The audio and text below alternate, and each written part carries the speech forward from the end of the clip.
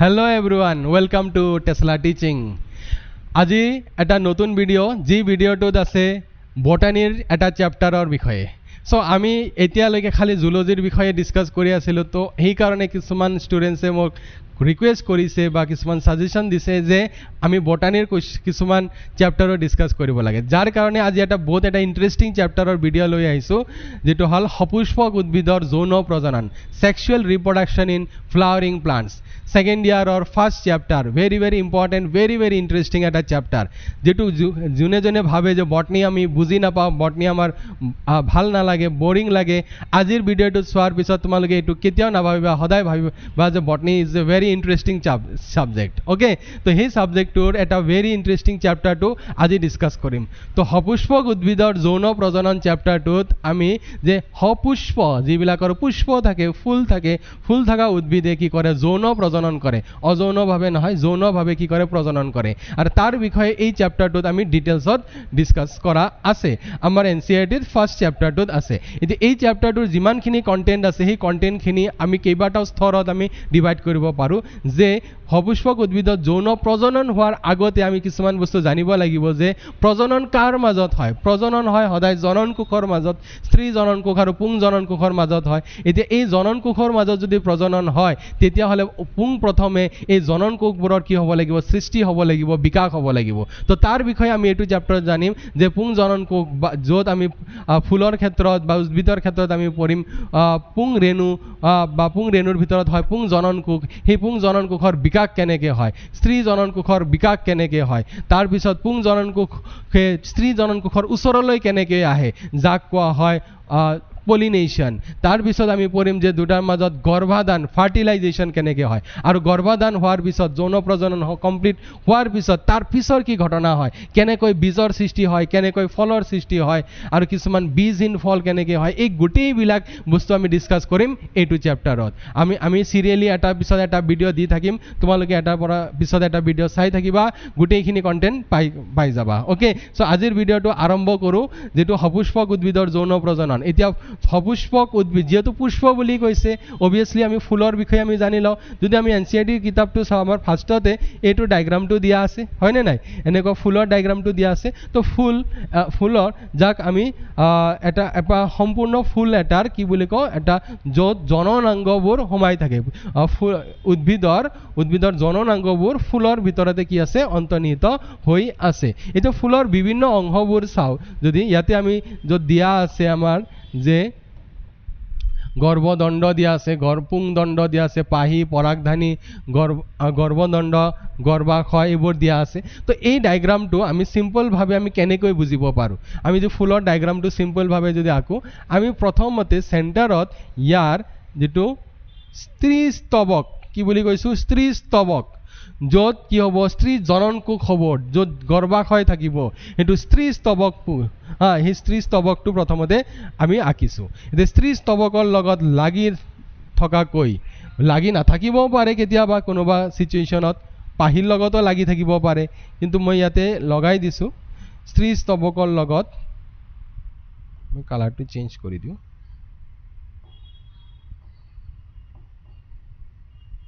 লাগি থকাকৈ ইয়াতে আছে পুং স্তবক মই দুটা পুং স্তবক আঁকিছো ওকে পুং স্তবকৰ মূৰত এনেকুৱা থাকে ঠিক আছে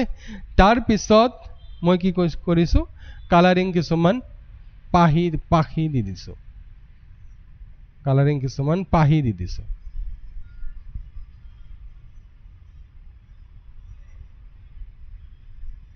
এটো ফুলৰ এটা চিত্ৰ বুলি আমি ক'ব পাৰো সো মই কি লিখিলো মই আকৌ একবাৰ কৈ দি আছো এই গোটেইখিনি বা এই গোটেইখিনি এটো হল কি পুং স্তবক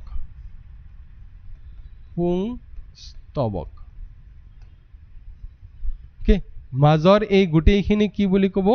স্ত্ৰী স্তবক ওকে তে স্ত্ৰী স্তবকৰ যেটো দীঘল দণ্ড যেটো আছে হেতু কোৱা হয় গৰ্ভাদণ্ড বা গৰ্ভদণ্ড এটো হৈ গল আমাৰ গৰ্ভদণ্ড ওকে গৰ্ভদণ্ডৰ ওপৰৰ মূৰৰ পাৰ্টটো আমি কি বুলি কও গৰ্ভমুণ্ড গৰ্ভমুণ্ড বুলি কোৱা হয় ঠিক আছে আৰু এই ওভেল শেপৰ ডিম্বাকৃতিৰ যি অংশ এই অংশখিনিক আমি কি বুলি কওঁ গৰ্ভাশয় এইটো হল আমাৰ গৰ্ভাশয় গৰ্ভাশয়ৰ ভিতৰত যদি আমি ছেদ কৰো ভিতৰত আমি কি পাম সৰু সৰু বীজৰ নিচিনা পাম যাক আমি কি বুলি কম ডিম্বক ওকে এতিয়া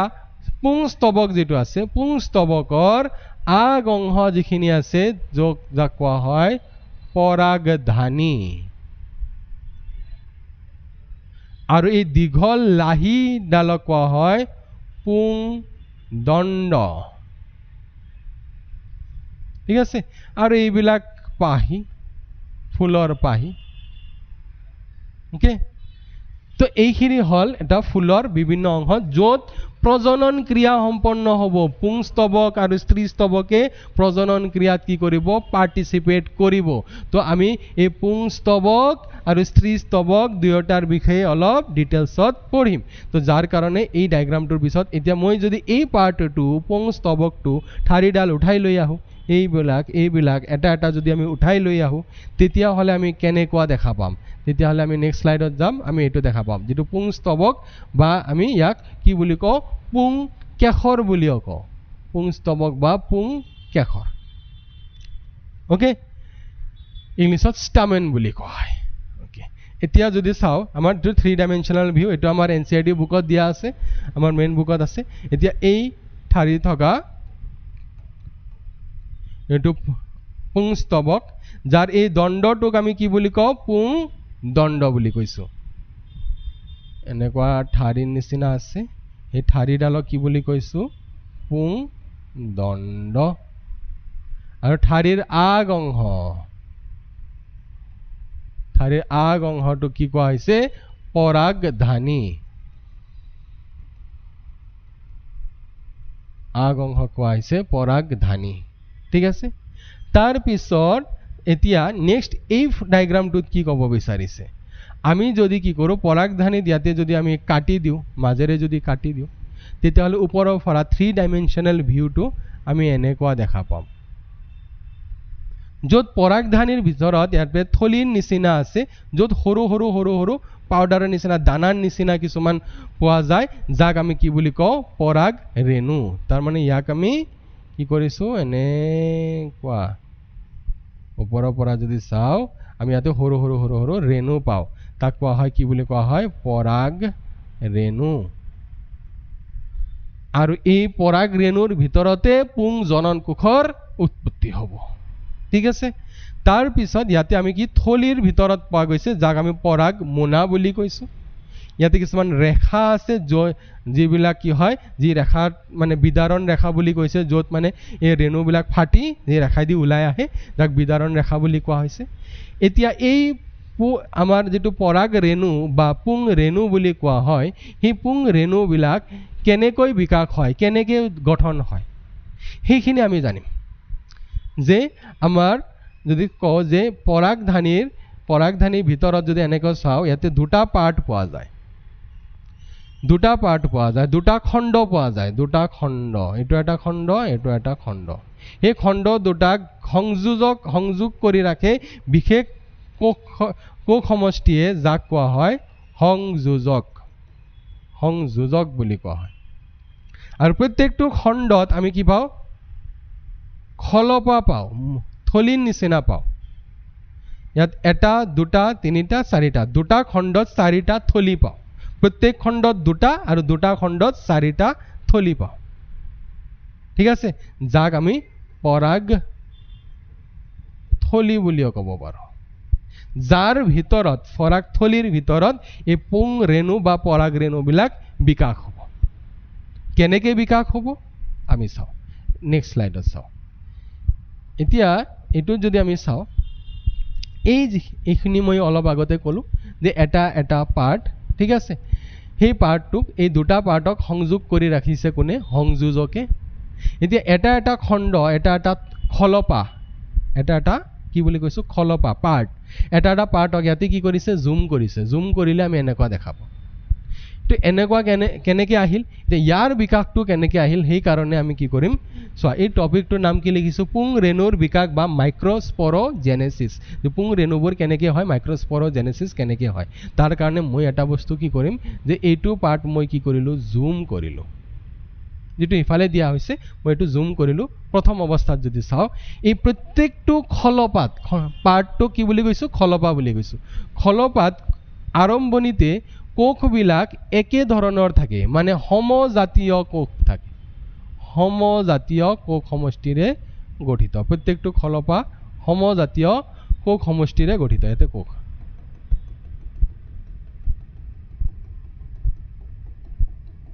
সমজাতীয় কোষ সমষ্টিৰে গঠিত কিন্তু ইয়াৰে এটা কোষ বাকি কোষবোৰতকৈ পৃথক হয় এইটো চুকত হ'ব এটা এইটো চুকত হ'ব এটা এইটো চুকত হ'ব এটা এইটো চুকত হ'ব প্ৰত্যেকটো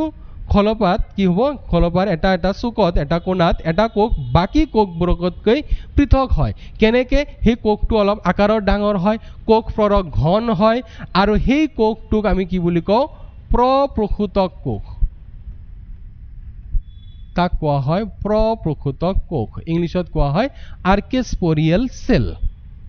এতিয়া এই প্ৰপ্ৰসূতক কোষ যেটো আছে এই কোষটোৰ বিষয়ে আমি চাম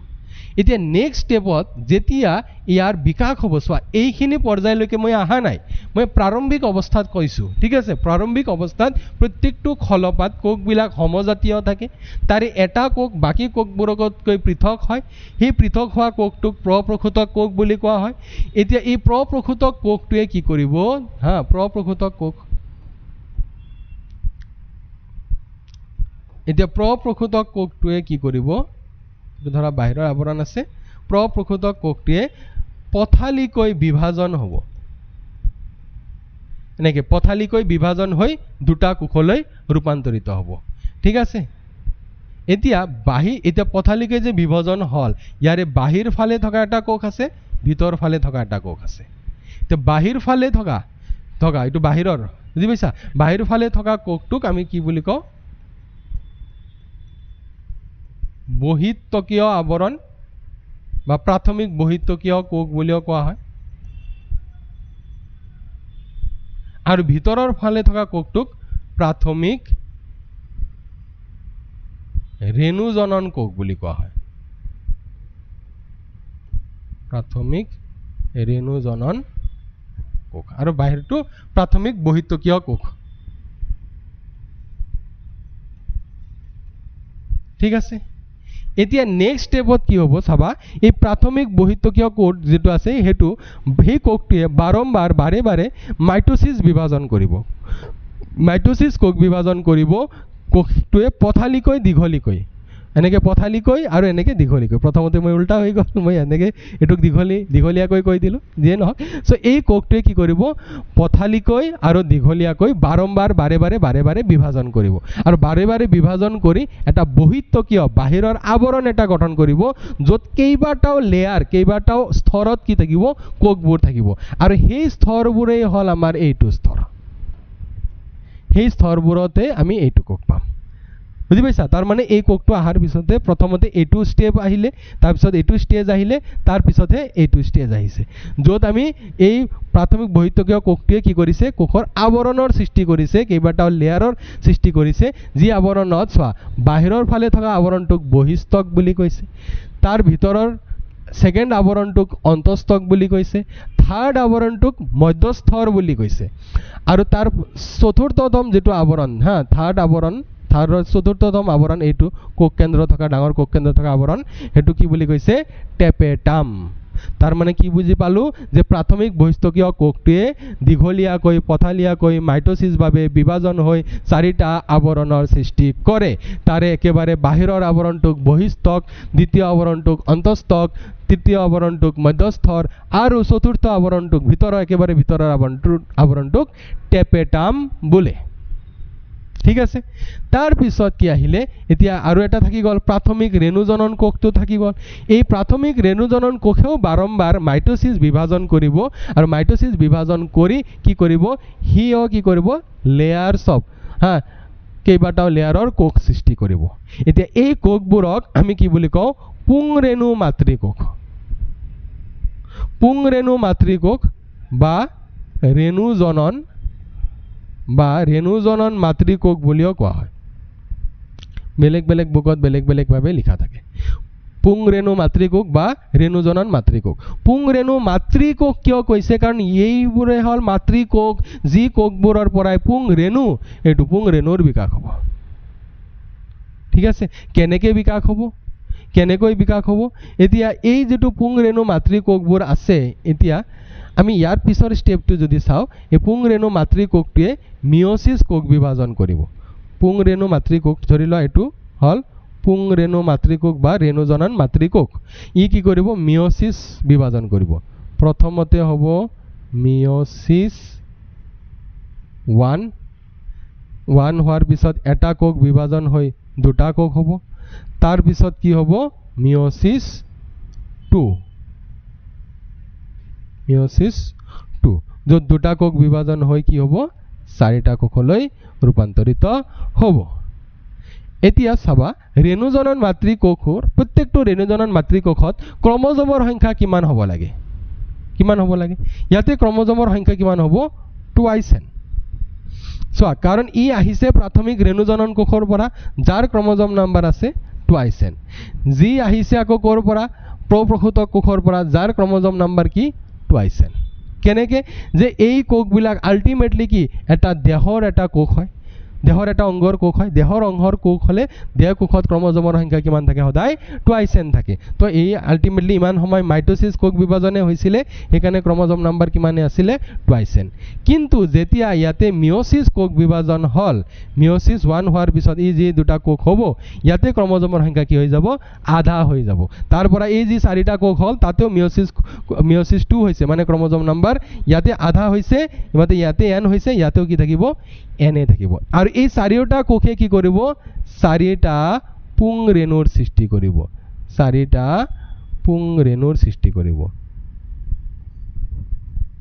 পুংৰেণু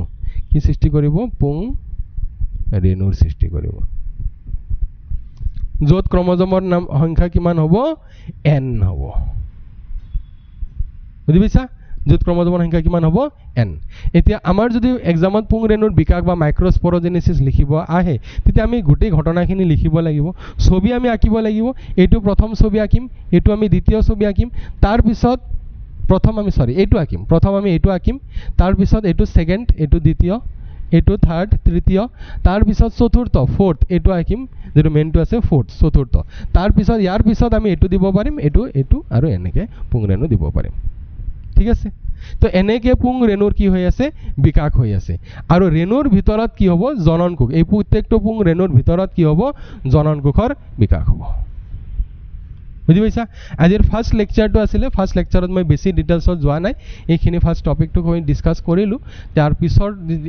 টপিকত মই অলপ দীঘলীয়াকৈ বেছিকৈ টপিক মই ডিসকাস কৰিম তো মই আকৌ একবাৰ ৰিভিজন কৰাই দি আছোঁ কাৰণ এইটো বহুতেই ইম্পৰ্টেণ্ট যে ফুলৰ যে আমাৰ কি আছিল পুং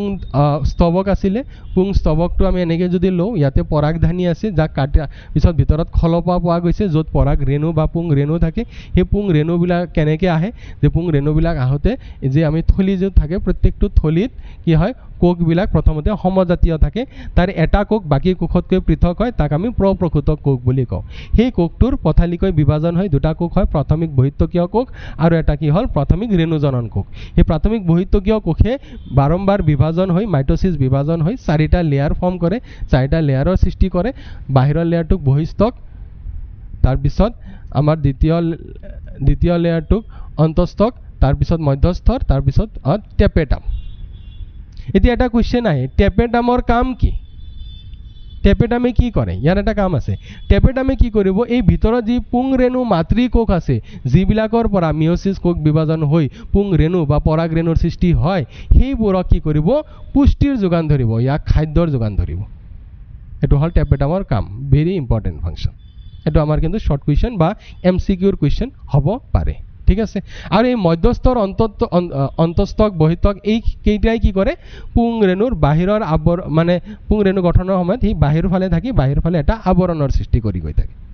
ঠিক আছে আৰু লাষ্টত যেটো আমি পুং ৰেণু এটা আমি পাওঁ পুং ৰেণু এটা পাওঁ এনেকুৱা য'ত ক্ৰমোজমৰ সংখ্যা কিমান হ'ব কোষটোত n হ'ব যাৰ ভিতৰতে পুং ৰেণুৰ ভিতৰতে কি হ'ব পুং জনন কোষৰ সৃষ্টি হ'ব এটো আমি নেক্সট ভিডিওটোত আমি ডিসকাস কৰিম যে পুং জনন কোষৰ সৃষ্টি কেনেকৈ হয় ঠিক আছে আই থিংক তোমালোকে বুজি পাইছা যদি কনফিউজন লাগে মোক কমেন্টত জনাবা নহলে ৰিপিটেডলি ভিডিও চাবা কোনো কনফিউজন লাগিব লগা বস্তু নাই ভেৰি ইন্টাৰেষ্টিং হয় আমি ৰেগুলাৰ ভিডিও দি থাকিম তোমালোকে ৰেগুলাৰ চাই থাকিবা প্ৰত্যেকটো কনসেপ্ট ক্লিয়াৰ কৰিম এইটো চ্যাপ্টাৰ বহুত ইম্পৰ্টেন্ট আমাৰ ফাইনাল এক্সামৰ কাৰণে ফাইনাল এক্সামত প্ৰায় 10 ৰ পৰা 12 মাৰ্ক পৰ্যন্ত কোৱেশ্চন আহাৰ ৰেকৰ্ড আছে তুমি ভাবা বটানী যদি 35 ত 10 মাৰ্ক কোৱেশ্চন যদি এটা চ্যাপ্টাৰৰ পৰা আহি যায় কিমান ইম্পৰ্টেন্ট আছে আমি এইটো চ্যাপ্টাৰ কেতিয়াও আমি এৰি দিব নোৱাৰো আৰু এৰি দিব নালাগে ইমান ইন্টাৰেষ্টিং হয় বাস বুজি পাব লাগে কনসেপ্ট ক্লিয়াৰ কৰিব লাগে লিখাটো আমি আৰামছে লিখিব পাৰিম কোনো অসুবিধা নাই এনসিআৰটি পঢ়িলে আৰামছে লিখিব পৰা যায় ঠিক আছে তো আমি নেক্সট ভিডিওত লগ পাম আজিৰ ভিডিওত মই ইয়াতে হেক কৰিলো থ্যাংক ইউ